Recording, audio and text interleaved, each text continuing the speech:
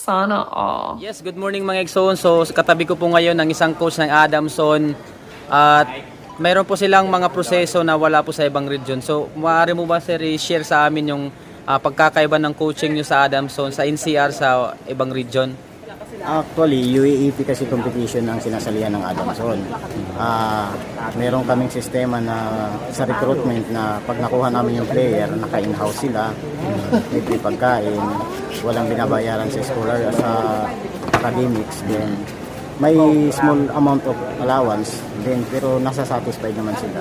Ayun. Then pagdating naman sa coaching, all category ng athletics events, from sprinter, may coach kami, long distance may coach, jumping coach mayroon, and then meron din row coach, then walk coach, mga ganun ang procedures na para natututukan lahat ng player. Ayun. So yun yung isa sa mga goal ng Adamson University para lalong mag-improve yung player na recruit namin from different provinces. Ayun, so nabanggit mo na yung recruitment kasi dito sa Samar, sa amin sa Samar, meron kasing kukunin na athlete na babae, sprinter ata yun, si Ginia Bulito.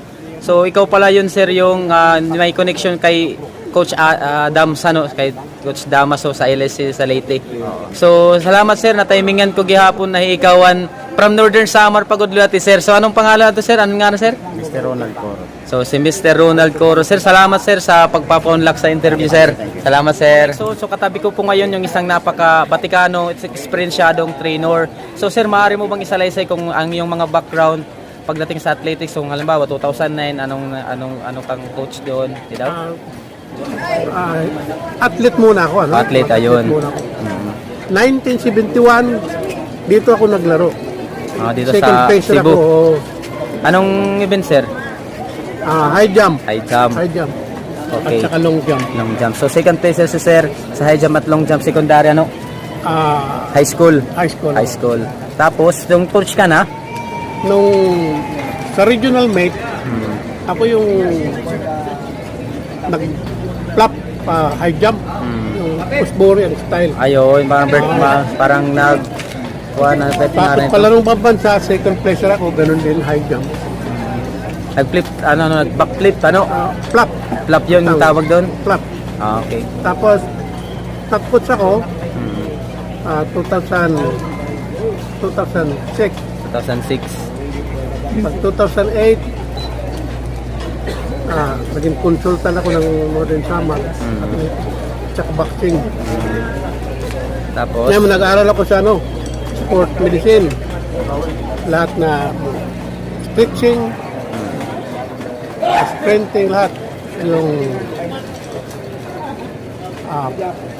twist conditioning, and neuromuscular training. so sir, maaari mo bang ibahagi yung mga nalalaman mo kung okay lang sa'yo? So, ano talaga yung first step kung ikaw ay mag-stretching ba? Ano pa yung una? Jogging muna, stretching, or dynamics? Sir, maaari mo bang isalaysay? Kadalasan dito sa atin, lalo na sa East Visayas, ang unang pag nag-workout, yung ballistic stretching. Mali yan. Ano yung tawag? Anong ibig sabihin ng ballistic stretching? Itong ballistic, yung repetition yan. Ayun, ballistic stretching yung tawag. Yan yung parang isusugal ang tinga mo. Ballistic yan. Sugat. Kapag static, ganito lang. Yun yan yung static 15 to stretching. 20 seconds. Okay. Yung pangatlo, yung PNF, proprioceptive neuromuscular facilitation. Ano naman yan, sir? Hold, and contract, relax. Halimbawa, sir, may mo bang i-demo sa akin? Halimbawa ito. Ganun ito. Ipupush yung Partner. dito partner mo, ikaw naman papunta rito. Ayun. Yan anong Sa tawag, loob, sir? PNF. PNF. Sa loob ng 10 seconds. Tapos yan, ano mo na siya. Talagang So, 10 seconds. i-hold mo na siya. Relax din. Yun ang another 10 seconds. So, yung una talaga, sir, magjajag muna, no? Jog muna. Mga, halimbawa, hindi pa naglalaro, mga ilang minutes muna. Halimbawa, 10 minutes. 10 minutes jogging. So, permanente ko 10 minutes. 10 minutes. Mabagal lang na jogging. Mahina. Kasi warm up eh. So, lahat po yan ng event po ng athletics, kailangan muna mag-jogging, Jogging muna. Tapos katapos, yung Katapos, stretching. stretching. Sunod. Anong klaseng stretching? Nasugadla? Static muna. Static. Then, PNF, PNF. at saka pwede ka magbalistik. Ayun, Tapos ballistic. sa dalawa na yan. Oo. Kasi kung pag una mo yung ballistic, pwede ka ma-injury. Kailangan so una ni jogging tapos stretching nga na sugad lang na ano. Stretching. Tapos katapos ito halimbawa 1 2 tama na. Ana sugad na. Ano ka pangatlo? Yung static muna. Oh, stay kasi daw sir gusto mo dito muna. Una ni jogging pagkatapos Pag wala pang competition, oh, si 10 minute easy jog. Kasunod yan, static stretching. Kasi sa loob ng nag-workout ka, 4 times ka mag-stretching. 4 ka mag-stretching na sa ano yan, sa workout mo. Hindi lang isa. Ayun. Kasi pag isa lang, mahina yan. kompleto. Hindi complete yan. Ayun. Sir, salamat sir sa yung pagbabahagi ng kaalaman patungkol sa stretching, jogging at saka sa conditioning din ano sir sa pagiging isang atleta. So maraming salamat sir. Mabuhay ka sir, mabuhay ka. Salamat. Anong pangalan mo sir? Tawi Bell. Tawi Bell, isa siyang coach na 2009 coach siya sa 100, di ba sir? So yung kanyang athlete ay world record natin sir ano? Sa 100 Philippine record sa 100 meter dash. 74 years old na ngayon ni Sir Diri Halata. So may tips si Sir kung halimbawa mag-training ka sa 200 at saka during competition at 400. Ano sir ito nga bubuhaton? Halimbawa 200 ano training yung maupit 200? 200, tatakbo siya ng 250. 250. 5 time. Tubulyo. Hindi, bolo. Wala. Maintain lang ang kadalagan Tawag ng wind sprint. Tawag ng wind sprint. Wind sprint. Tapos 250. 150. Pero liwat. 5 time. Tapos 50. 5 time. Ayun. Tapos mag-cool down ka na. Kailangan yung cool down. Kasi pag hindi nag-cool down, yung athlete, may muscle ano yan. Soreness. Utrong ko sir, 250 yan ay 5 times. At tapos 150, 5 times. Tapos 50. 50. Yung 50 yun ang strike drive na yun. Anong tawag dun sir sa 50? Strike drive. Strike drive. Ayun. Ayun. Dito naman sa pag-competition na, first 30 meter, strike drive.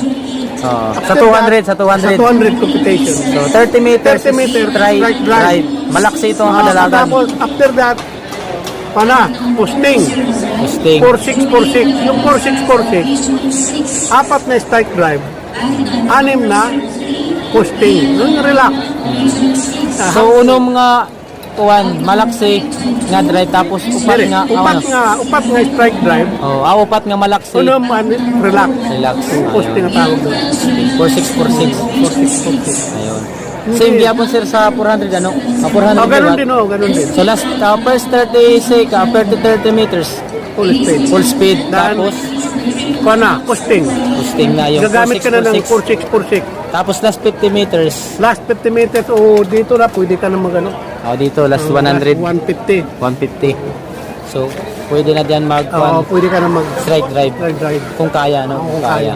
Pero kung hindi kaya, Hindi kaya, wag na. 50 meters lang ano, baka hindi lugod umabot sa kapag tumatakbo yung ulo dapat ano lang sir? Relax to. Relax.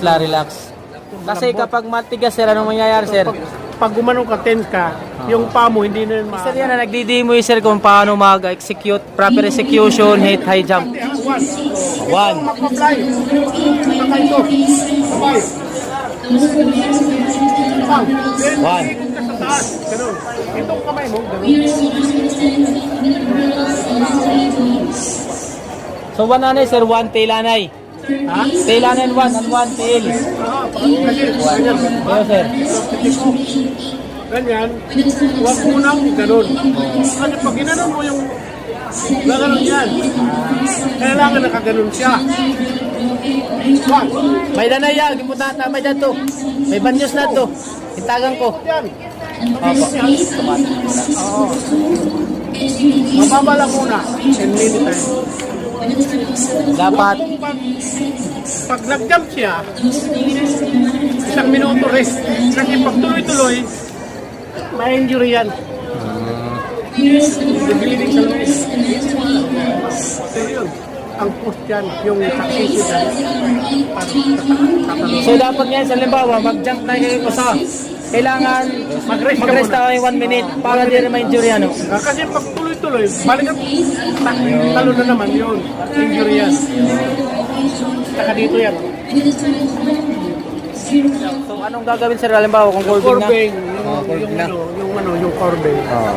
Yung kamay mo, dito. Yung isa dito. Okay. Para na pag medyo nakiling liwat ano. Ayun. So basta curving na nga ni dida, na curve na nga ni. Kailangan at kamot luyo Dito. daw. Ayun. So salamat sir, salamat sa tips. So 'di ba naalala yung high jump po natin na nagba-backflip yung nagplap-flap po yung pag lalaro ng bata. So si sir po, ano pa sir may Yung flap high jump. ayun. Yung flap high jump, ang tawag doon sa Olympic, pushbori. Yung pag ganun. Ayun. Flap. Iya ka.